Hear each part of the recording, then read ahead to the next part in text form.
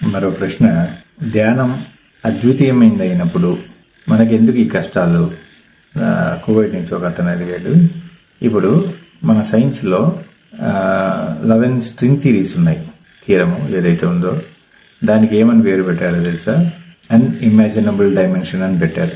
Unimaginable dimension అంటే వివరించడానికి కూడా కుదరలేనటువంటి ఒక శక్తి అని, అదొక లోకము అని.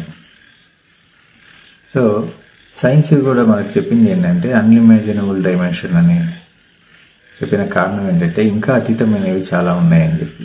అందుకని నేనేం చెప్తానంటే సైన్స్ కూడా అందనటువంటిది, దానికంటే అతీతమైనటువంటిది ఒక ఆధ్యాత్మిక శక్తి ఉంది. అందరూ గ్రహించాల్సింది ఏంటంటే మనము ఇప్పుడు చూస్తున్నటువంటి ఈ ప్రపంచము, ఇక్కడ ఉన్నటువంటి జ్ఞానము, ఇక్కడ ఉన్నటువంటి చెత్త అంతా కూడా 1% లోపే. ఇంకా 99 భాగాలు ఇంకా తెలుసుకోవాల్సింది ఉన్నది. కానీ అన్నీ మనకు అవసరం లేదు. ముందు ఈ లోకంలో ఉన్నాయే మనకు అన్నీ అవసరం లేదు. పక్కింటితో మనకు పని లేదు, ఈ ఉన్నటువంటి గ్రంథాలతో పని లేదు, త్రేతాయుగంలో ఏం జరిగిందో పని లేదు, ద్వాపరయుగంలో ఏం జరిగిందో పని లేదు, కలియుగంలో ఏం జరుగుతున్నదో కూడా మనకు పని లేదు. ఎందుకంటే ఆ నాలెడ్జ్ మనకు వేస్ట్, మనకు అవసరం లేదు అవన్నీ. మనకు కావలసింది ఒకే ఒకటి ఏంటంటే నీ గురించి నువ్వు తెలుసుకోవటం, నా గురించి నేను తెలుసుకోవటం. ఇది ఒక్కటే మనకు కావాల్సింది. భూమి మీద మనకు అవసరం ఉన్నది ఇది ఒక్క జ్ఞానమే. ఇది తెలిస్తే ప్రపంచం మొత్తం తెలిసిపోద్ది మనకు. అందుకని ఇప్పుడు ఎప్పుడో జరిగిన వాటి గురించి ఇప్పుడు డిబేట్లు పెడితే ఉపయోగం ఏముంది?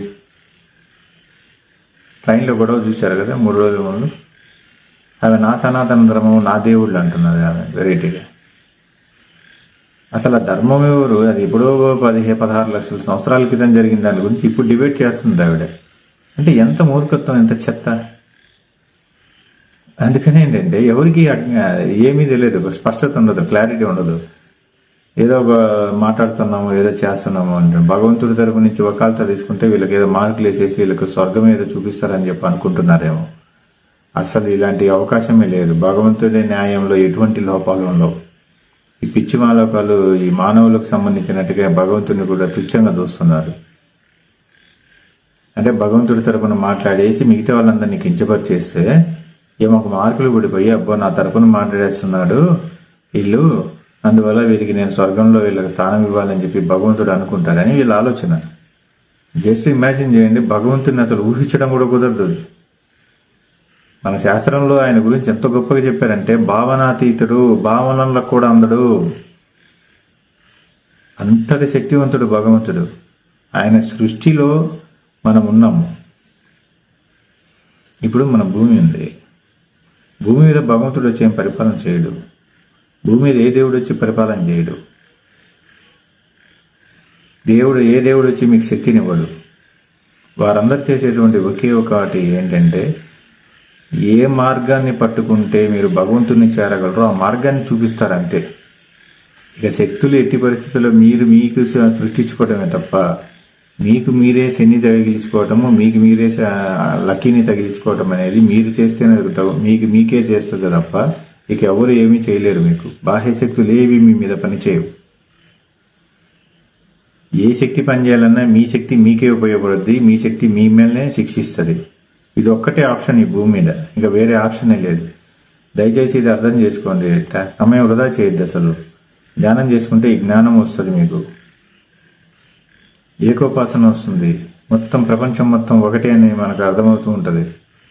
మొత్తం ఒకే అణువు నుంచి తయారైంది ప్రపంచం మొత్తం నేను మీకు తెలుస్తుంది, జ్ఞానం తెలుస్తుంది. అర్థం చేసుకోండి. దేవుడి న్యాయాన్ని మీరు తప్పుగా అర్థం చేసుకోవద్దు. అసలు ఈ యొక్క డిబేట్లలో కూర్చోవటం కానీ, ఎప్పుడో ద్వాపరయుగంలో కృష్ణుడి గురించి ఇప్పుడు డిబేట్లు పెట్టుకొని వాళ్ళు కొట్టుకోవటం, వీళ్ళు కొట్టుకోవటం, రామజన్మభూమి గురి కొట్టుకోవటం, ఈ బాబ్రీ మసీద్ గురించి వీళ్ళు కొట్టుకోవటం, ఇదంతా బుర్రలేని వాళ్ళు చేసే పని, చెత్త పని, చెత్త. వాళ్ళల్లో ఉన్న దైవాన్ని వాళ్ళు చూసుకుంటే అసలు ఏ పని ఉండదు. భగవంతుని ఇటుకల్లోనో లేకపోతే విగ్రహాల్లోనో లేకపోతే ఒక టెంపుల్లోనో చూసుకుంటే ఇంకా వీళ్ళ జ్ఞానం ఎంతవరకు అభివృద్ధి చెందినట్టు. నేను ఒక 16 years 17 years బ్యాక్, ఇప్పటివరకు ఎవరికి చెప్పలేదు ఈ మాట, మీతో డిస్కస్ చేస్తున్నా, అంటే కొంత జ్ఞానం తెలుస్తుంది అనే ఉద్దేశంతో. అయితే ఒక 16 years బ్యాక్ ఒక 17 years బ్యాక్, అంటే ధ్యానంలోకి వచ్చిన ఒక 2-3 ఏళ్ళకి నేను బాగా తీవ్రంగా సాధనలు చేస్తూ ఉన్నా. ప్రతిరోజు రాత్రి అంతా కూర్చోవటము, ఆదివారం శనివారం ఆదివారం వస్తే శని ఆదివారాలంతా కూర్చోవటం. హైదరాబాద్ కుకుట్పల్లిలో ఉండేవాడిని అనమాట. అక్కడ ఒక రూమ్లో ఉండేవాడిని, ఒంటరిగా ధ్యానం చేసుకుంటూ ఉండేవాడిని. అలా చేసుకుంటూ ఉన్నాను. ఒకరోజు హాస్టల్గా నాకు బాడీ లోపల నుంచి హాస్టల్గా ఆత్మ దూరమైంది. చాలా గొప్ప అనుభవం జరిగింది. అది ఎప్పుడైతే జరిగిందో ప్రతిరోజు అలాంటి అనుభవాలే జరుగుతున్నాయి. బయటికి రావటం, నాకు ఇష్టం వచ్చిన ప్లేషన్కి వెళ్ళటం, మళ్ళీ వచ్చి శరీరంలోకి రావటం, ఆ అనుభవాన్ని ఊహించుకుంటూ చాలా తన్మయత్వం చెందేవాడిని అనమాట. చిరంజీవి గారు అంటే నాకు చిన్నప్పటి నుంచి చాలా ఇష్టం. మెగాస్టార్ చిరంజీవి గారు, యాక్టర్ ఉన్నారు కదా ఆయన. అయితే ఆయన గురించి చూద్దాం ఒకసారి. ధ్యానంలో ఆయన వాళ్ళ ఇల్లు అవన్నీ చూస్తాం, ఆయన ఎట్లా బతుకుతారు ఏంటి అని చెప్పి చూస్తే మొదటి రోజు చేసిన మాకు ఆయన గురించి ఏం తెలియలేదు. రెండో రోజు కూడా ఆయన గురించే కూర్చున్నా. మూడో రోజు ఏమైందంటే మెగాస్టార్ చిరంజీవి గారి గురించి మొత్తం ప్యాటర్న్ అంతా వచ్చేసింది మైండ్లోకి. ఏంటంటే నెక్స్ట్ 320 సంవత్సరాల పాటు ఆయన విపరీతమైనటువంటి దరిద్రంలో బతికేస్తారట. అంటే ఆయనది 4 generations అనుకోండి, 4-5 generations ఆయన జీవించి తర్వాత, అంటే ఇప్పుడు మెగాస్టార్గా ఎండ్ అయిపోయిన తర్వాత మళ్ళీ 4-5 generations ఆయన పుడతాడు. కానీ విపరీతమైనటువంటి కష్టాలు అనుభవించి ప్రతిసారి భూమి నుంచి ఎగ్జిట్ అవుతూ ఉంటారు. ఇంకా నాకు నిద్ర పట్టలేదు. ఇక ఏం చేయాలి అసలు, ఆయన్ని ఎలాగైనా కాపాడుకోవాలి. చిన్నప్పటి నుంచి చాలా సినిమాలు చూసేవాడిని. చిన్నప్పుడు మేము గుండా సినిమా చూసినప్పుడు ఇక్కడ గుండా అని పేరు రాసుకునేవాడిని. అంత ఇష్టం చిరంజీవి గారు అంటే. ఇలా నా ఇష్టమైనటువంటి అభిమాని ఇలా ఇబ్బంది పడుతున్నారు, ఎలాగా ఇలా అని చెప్పి దానికి ఏమైనా సొల్యూషన్ ఉందేమో అని చెప్పి మా గురుగారిని ధ్యానంలో కోరుకోవటం స్టార్ట్ చేశా. 20 days కూడా అయినా మా గురుగారు కనకరించలేదు. మళ్ళీ కూర్చున్నా. చూస్తే ఆయన 24th డేనో 25th డేనో వచ్చి చెప్పాడు, సర్కార్ నువ్వు అవన్నీ అసలు తీసుకోకు మైండ్కి. భగవంతుడి నియమాల గురించి కానీ భగవంతుడి సిద్ధాంతాల గురించి కానీ మీకు తెలిసింది చాలా తక్కువ. ఇంకా మెచ్యూరిటీ రావాలి.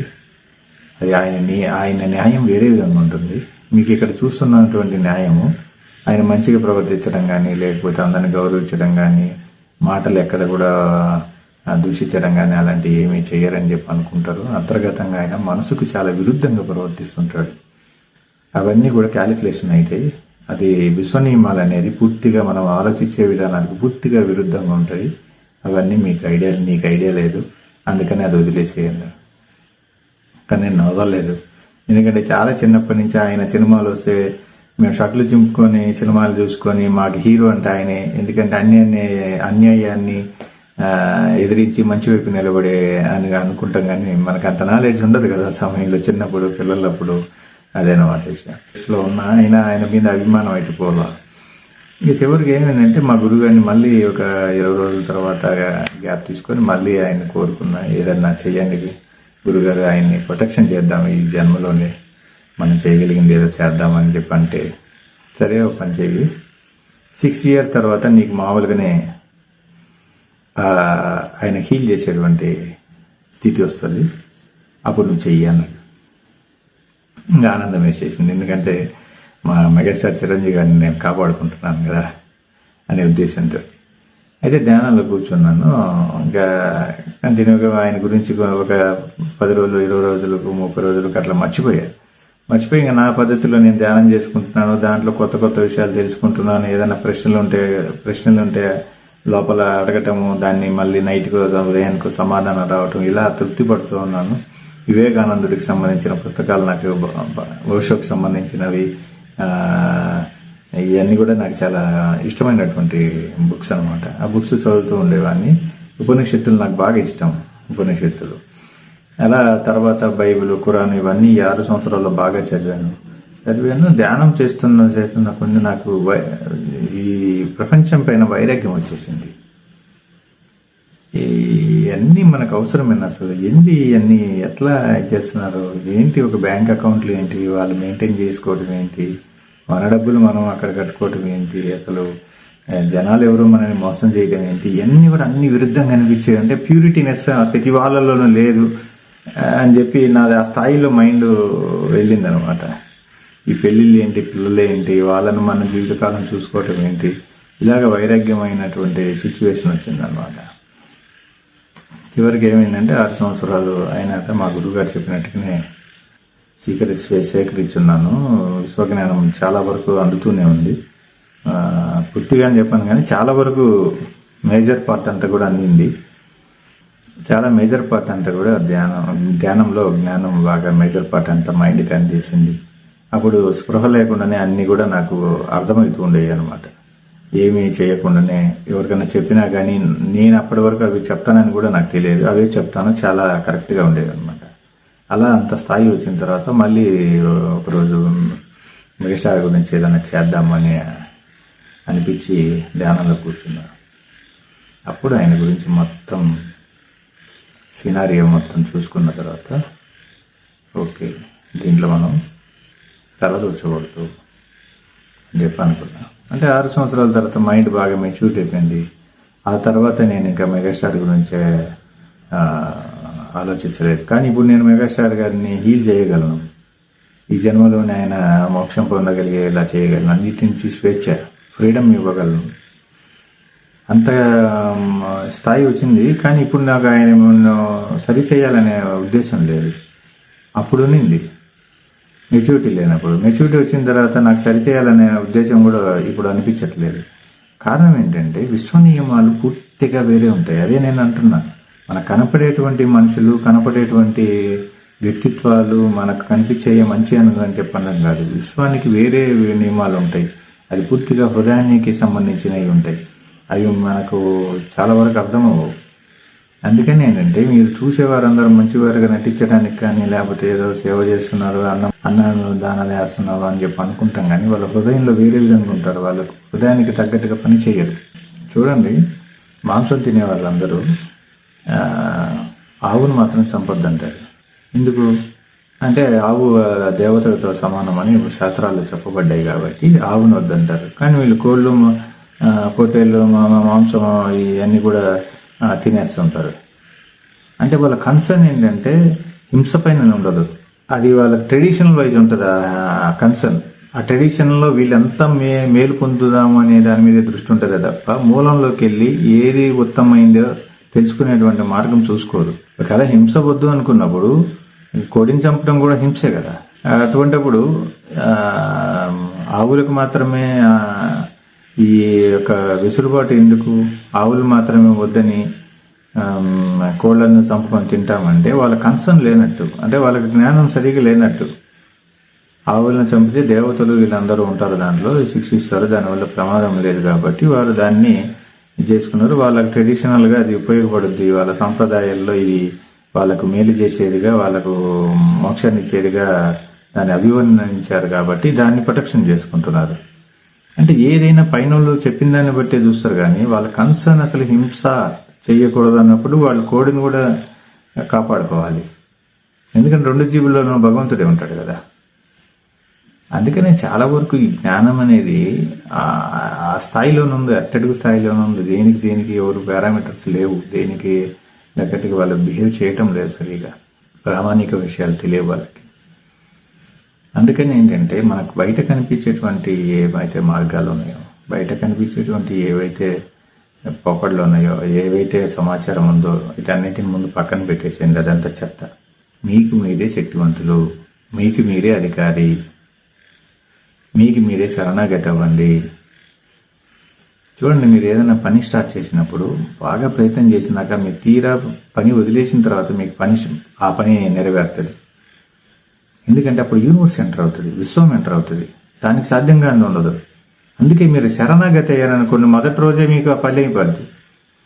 మీకు మీరు శరణాగతి అయితే మొదటి రోజే ఆ పని అయిపోద్ది మీకు.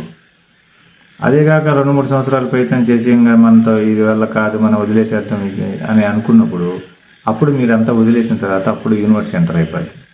ఎందుకంటే మీకు మీరు శరణాగతి అవ్వరు. అందుకని మీకు మీరు శరణాగతి అయితే యూనివర్స్ సెంటర్ అయిపోద్ది. అప్పుడు భగవంతుడు లైన్లోకి వస్తాడు.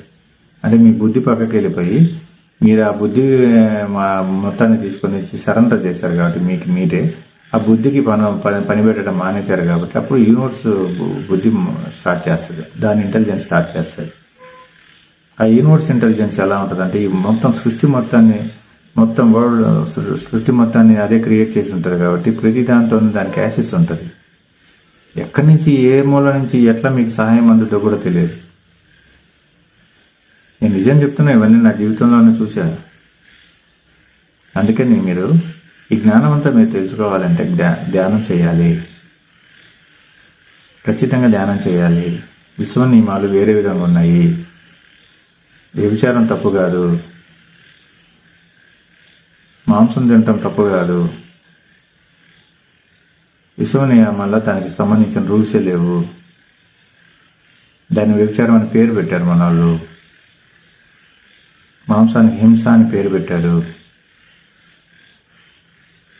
అందుకని ఇప్పుడు సపోజ్ మనం అనుకుందాం, లోకా సమస్త సుఖినో భవంతు, సర్వం కల్విదం బ్రహ్మ, శుభం భయాత్ శుభం భయాత్ శుభం భయాత్ శుభం భయాత్ శుభం భయాత్ శుభం భయాత్.